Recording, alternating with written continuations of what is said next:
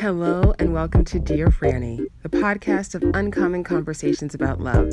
I'm your host, Francesca Hogi. Hey everybody, thank you so much for listening. So here we are, December 2019. This decade is coming to a close in a couple of weeks, and I want to let you know that I am going to be taking the rest of December off. So Dear Franny is going on an unofficial hiatus until January. So I will be back in January, and I look forward to doing some more interviews and recording lots more episodes for you guys. For those of you who are listening who have been reviewing the show and sharing the show, those of you who've rated the show, who've taken the time to do that, a huge thank you. And if you are enjoying the show and you haven't done any of those things, I please encourage you to do so. You can just tap 5 stars. It's really easy. You can do it right there in the app that you're listening to.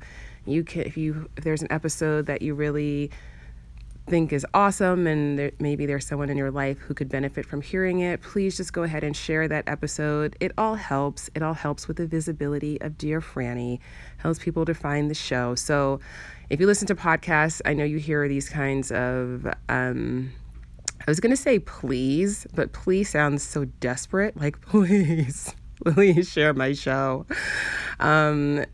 which is fine. I mean, actually, I'm fine with being desperate. So yeah, thank you. So here we are, end of the year, and I have this practice that I do that I've been doing for years now, which I learned from my friend Rick Redone, shout out to Rick, which is to write down everything that you've accomplished at the end of the year, to take the time to sit down and write down everything you've accomplished that year. And the accomplishments can be big, like you launched your first podcast all by yourself, or it can be small, like you didn't start drinking Diet Pepsi again, which is one of my accomplishments because I used to have an addiction, but I'm clean now, guys. So anyway, so as I'm starting this process because it takes me like reflecting and going back and then remembering other things and then being like, oh my God, was that this year?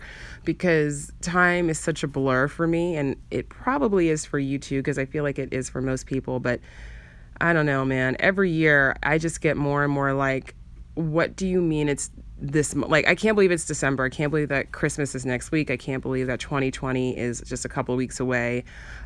So I'm still wrapping my head around that. So I have to take a little bit of time to reflect on the past year. So I started this process, but then I really started focusing on, this isn't just the end of a year. This is the end of a decade. And wow, like, holy shit, like, that's pretty crazy. And I can't help but be that person who's like, okay, well, where was I 10 years ago today? And, be very reflective in that way on how things in my life have changed since, 2009. And they've changed drastically, and for the better in almost every way. And it's really interesting. I mean, not my knees. My knees were better 10 years ago. My brother was still alive 10 years ago.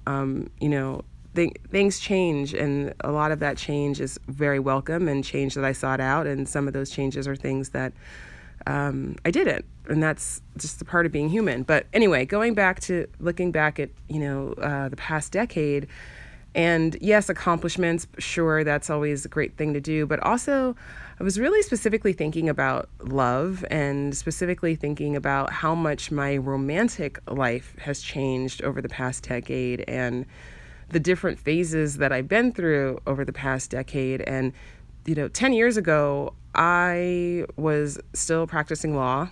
I didn't even have an aspiration to be anything like a matchmaker or a love coach or a life coach. It just wasn't even on my radar as a thing that people did or that I wanted to do. And I was very frustrated in my career and really not knowing what was the right step for me, and knowing that I didn't want to be a lawyer forever, but not knowing what else to do, and not knowing who's going to hire me for anything else at this point. Because I've been practicing for a while at that point. And I fell in love with a guy who I worked with, and suddenly I went from this place of being very much focused on what my next career move was to being all about this relationship. And I think in so many ways, and I was really pinning all of my hopes and dreams for my life on this particular relationship, which is not fair and not a realistic thing to do. I understand now, but I didn't understand that at the time. This was 10 years ago. I've grown a lot. And so I was thinking about that. And I was thinking about, that relationship. It didn't end well. I got dumped. I got my heart broken. And now I look back on it and I'm like, oh, well, I 100% see why that had to happen. And I see why it couldn't last, and that was the right decision. He made the right decision to break up with me, even though it was not a decision that I would have made at the time, because, again, I was pinning my hopes for my whole life on this relationship, so I was going to hang in there. And that really was the start of, I guess, I don't know, a whole new chapter in my life, because once my love life really crashed and burned, then I said, okay, back to career. And then it was really sort of focused on figuring that out. But, the love thing was not something that ever went away from me. And this past decade was the the biggest transformational decade of my life. And partially because at the beginning of the decade, I was in that relationship. Then I got my heart broken. Then I had to lick my wounds for a long time and really was in that victim place of, I can't believe this happened to me. And I finally found love, and then I lost it, and I'm never going to find it again. And very pessimistic, dark place. And then somewhere around the middle of the decade, I realized that I was going to have to start taking some more control over my life. And that coincided with me being on Survivor. If you're listening to the show, you probably know that I was on 2 seasons of Survivor. And very strangely, so my first season aired in 2011. My second season aired in 2013. And they were both pretty disastrous. And after the second one in particular, I was like, okay, like something's got to give here, right? Like my life is just not going according to plan. I'm a reality TV loser. I am not in a great relationship. I don't know what I'm going to do career-wise. And it was really a turning point for me in terms of deciding, okay, am I going to stay stuck and woe is me, or am I going to start figuring out how to be more empowered and how to actually make the changes I needed so I could live the life that I wanted. And that was around the time that, the universe really started to show me, once I made that decision, like, okay, this is crazy. I'm ready to move on. I'm ready to move on. Then all sorts of, signs started appearing and opportunities started appearing. And I wound up finding out about the love industry and understanding it was something that I could do. And shout out to Paul Brunson. If you're not familiar with Paul C. Brunson, look him up, follow him on social media. He's amazing.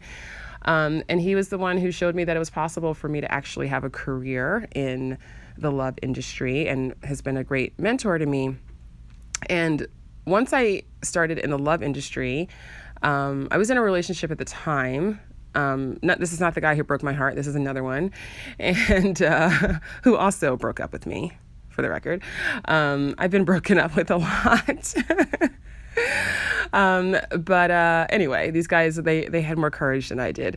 But when I started in the love industry, it was huge for my own love life, because once you start talking to and really paying attention to a lot of other people's close attention to other people's patterns and their beliefs around love and, their motivations around love and how they approach relationships, it's, you've got to be an exceptionally unaware person not to start to see yourself and other people and understand how much we have in common in terms of all of our desire to be seen and to feel special and to feel loved and to feel secure, that security. And, we all want that, and we all have lots of different methods of getting that. And some people are closer to finding it, and some people are further away. And a lot of that just has to do with just mindset and approach and perspective. If I've learned anything, it's that. But I started to really understand that, and once I became a matchmaker, because that was my first foray into the love industry, was as a matchmaker. And no, I do not matchmake anymore. I'm a coach now, because people will ask me from time to time, "Are you still a matchmaker? Can you hook me up with someone?"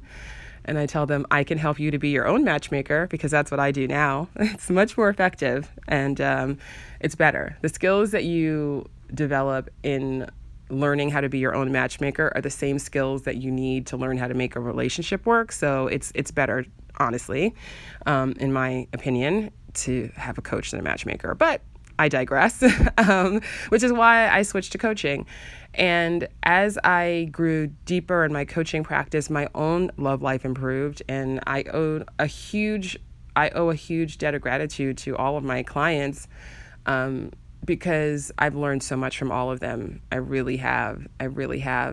And so anyway, getting back to this. So year in review, a decade in review, my love life in review, and seeing these different phases. And, now I'm ending this decade, in a very good place. And the only relationship I've ever been in that gets better. I mean, it gets better and better, and I can't believe it. I'm like, sometimes I feel overwhelmed emotionally by how much connection and love and fulfillment I feel in my relationship. It's bizarre. It's a feeling because it's something that I dreamed of for so long, and I've never had this feeling before. So it can be overwhelming at times, but overwhelming and good. And I breathe into it with a lot of gratitude. So my love life is really different now than it was 10 years ago. And I, because I'm a coach and because I work with a lot of single people, not exclusively, but I work with a lot of single people who are looking to meet someone. And I so well remember that frustration. And I so well remember that feeling of like, oh my God, this seems to happen for everyone else, but it doesn't happen for me. And I remember that feeling of meeting someone and thinking like, okay, maybe this is a person, and then it not working out, and me just being like, fuck, I cannot go through this again. So I feel that my own experience of having so many highs and lows in my love life, I'm really grateful for those experiences now, because it really does enable me to relate to everyone, from like the person who hasn't been on a date in years to the person who goes on tons and tons and tons of dates but isn't connecting, and all sorts of other situations. So I have a lot of empathy for people because of my own journey, which allows me to have so much gratitude for my journey. And when I was thinking about talking about this and how like, oh my God, my life is so much better. It's so amazing. I have this amazing partner now, and like, woohoo, I got it all figured out. That sounds obnoxious, and probably not. I mean, I don't have anything all figured out, to be clear. But I am happy in my relationship, but it's still a work in progress, because we're still alive. We're still human. We're still works in progress. There is no perfection ever.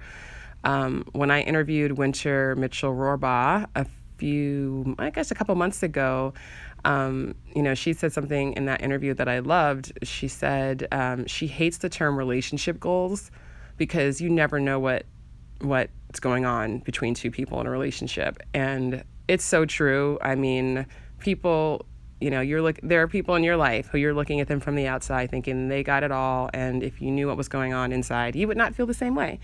And there are also people probably who you're looking at and being like, oh, those two, like, they seem like a weird match, but honestly, they are so connected and they're so fulfilled, and they've got a connection that, you can't even understand or see being on the outside looking in. So relationship goals is a tough thing to have in mind, because it's really about what is most fulfilling for you, and really focusing on that and not comparing yourself to other people. So when I was thinking about talking about this, I didn't want anyone to say like, well, lucky you, must be nice. Like, that's not helpful. And I wanted to make this helpful. And what my point is here, and I know that I am rambling a bit, this is definitely stream of consciousness, so thank you for bearing with me. I appreciate you. Is that the difference between me now and the difference between me 10 years ago is the primary difference in terms of what's made the difference for my love life is the one primary thing is that I learned how to love myself. And I know that sounds so corny. And I hate when people say, you got to love yourself before you can love anyone else, because it's not true. You can love other people without loving yourself. I've talked a lot about self-love on this show. I did an episode all about self-love and walking you through my self-love formula. So I'm not going to go through that again right now, but I do encourage you to listen to it, because I had that frustration always when people would talk about self-love of like, okay, that's not helpful. Now what do I do with that? And then got to the point where I was able to break it down into some more practical steps and just sort of address the things that I was struggling with the most. So if you are struggling in your love life, I would just very, very much encourage you to check in with yourself. And I do want you to listen to that self-love episode if you haven't already, for a real deep dive into how to do that. Because there's no finish line. So it's not about like, you get to this place where you love yourself perfectly and then your life is perfect. There is no perfection in this human experience. But once you start to prioritize treating yourself with love and prioritizing going deeper into your self-love, it makes such a huge difference. You start being attracted to people who also love themselves. You start being attracted to people who love you for who you really are. Your whole perspective, your whole mindset about love, about romance, your openness, your ability to be vulnerable, your creativity, your optimism, all of those things are impacted when you start to just go on this journey of uncovering and getting rid of all of the lies that you've ever ingested that made you think that you weren't good enough, or that you weren't going to have love, or that love wasn't possible for you, or that love is not possible for anyone. There's lots of negative beliefs that we all get fed our lives consciously, subconsciously. And once you can just start to focus on yourself and making sure that what you believe about yourself is what you actually want to believe. And I should hope that you want to believe that you are deserving of love, of respect, of abundance, of intimacy, because you are. I truly believe those things. I believe we all are as humans. So the closer that we can get to getting back to those beliefs, the better our lives become in every single way. And I'm grateful for all the experiences that I've had, even the heartbreaks, even the embarrassments and the this and the that. Trust me, there were many. I'm grateful for those experiences, because when I look back on them now, I can see my mindset and I can see how I felt about myself, and everything that I was attracting in my love life was a reflection of that. Everything. And it doesn't feel that way when you're in the moment. It doesn't feel that way when you're just happen to be attracted to this person, and it feels like fate, and it feels like destiny, and it feels like something outside of your control. But I'm telling you, I can look back and I can track it, because I've been so determined to try to figure out my whole love situation. I can see like the up-leveling, the slow up-leveling of the quality of, person that I was attracting, and his vulnerability and, willingness to, be committed, and all of these things. I can just see it all just up-leveling, like step by step by step, as I was going deeper into knowing myself and loving myself and being really clear about what I needed and how to spot that out in the world and other people, and how to cultivate that within myself, because everything that we're looking for is something that is already inside of us, and it's something that our hearts, our souls, our inner wisdom is telling us to go deeper, to go deeper. So when we're looking for acceptance from other people, it's about going deeper into accepting ourselves. When we're looking for other people to validate us, it's about going deeper into learning how to validate ourselves, and on and on and on. So there is a very famous Rumi quote, which I'm going to probably misquote right now, but it said, it's something to the effect of, you are what you seek, or something like that. That's the sentiment of it, and that's what this idea is that I'm sharing with you right now. You are what you seek. All of the love that you want to experience in a relationship, you have that inside of you.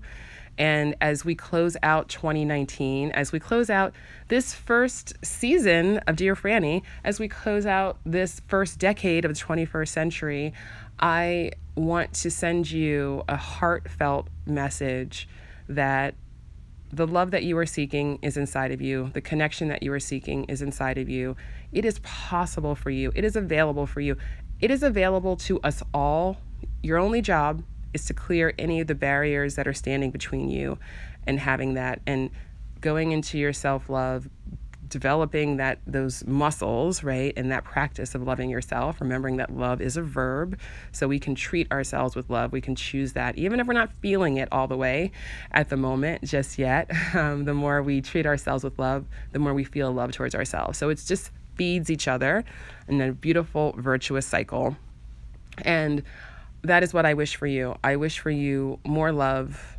I wish for you more connection, more acceptance, more gratitude, more open-heartedness. I wish you all of those things within yourself. And the more that you cultivate those things within yourself, I know the more that all of your life is going to improve, including your relationships, whether you are single or you are not. All of those things start to improve once you love yourself more. So selfishly, I want everyone to love themselves, because then this world would be a much more peaceful place. There would be a lot less division. There would be a lot less hatred. There would be a lot less blame. There'd be a lot less ego, and there'd be a lot more love and a lot more connection. So that's what I want. That's my wish for you. That's my wish for the world. And that's my wish for 2020. I'm really excited about the new year and the new decade. And I just wish you all the good things. Thank you so much for listening to this show. Thank you so much for being a supporter of this podcast. I really, I started this podcast and I thought, I don't know if anybody's going to come on it. Who wants to be a guest on my show? I don't know. Who wants to listen? I don't know. But I've been so blessed. I've had the most amazing guests. I can't even believe it. And I'm so grateful to my guests, and I'm so grateful to every single person who's listening. And that, of course, includes you. So I encourage you to do your own little love decade in review and see what has changed and what's been good and what's been bad, or what are the lessons that you can draw from the things that maybe didn't go so well, but looking back on it now with some perspective and a little bit more wisdom, what can you see really was going on there? And, there's so many lessons all of our challenges have to teach us if we're willing to see them. So that is my encouragement to you. Oh, also, I have launched a 15-minute love mindset challenge. So it's a little bit of a cheat to call it 15 minutes. It is only 15 minutes a day, but it is 5 days. So it's 15 minutes a day for 5 days.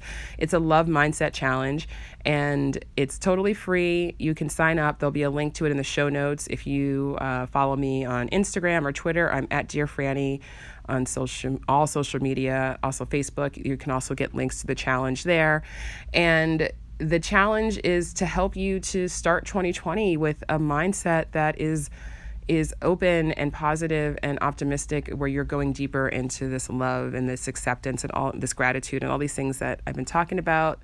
Well, I talk about every day. And if you if you join the challenge, the Love Mindset Challenge, like I said, it's totally free. All you have to do is just sign up with your email address. So if you sign up for the challenge, then you will automatically be entered to win 1 month of free love coaching with me. So as long as you enter the challenge by December 30th, you will be entered automatically. I'm doing the drawing on New Year's Eve, December 31st, 2019. And that's when I'm choosing the winner. So all of the entries need to be in by the 30th. But the challenge is going to be ongoing. So if you happen to be listening to this after the 30th of December, you can still go to all of those places I just mentioned, and you can still sign up for the challenge, because it's going to be live for a while. So that's it. And I love you. I appreciate you. I wish you the happiest of holidays and a beautiful 2020.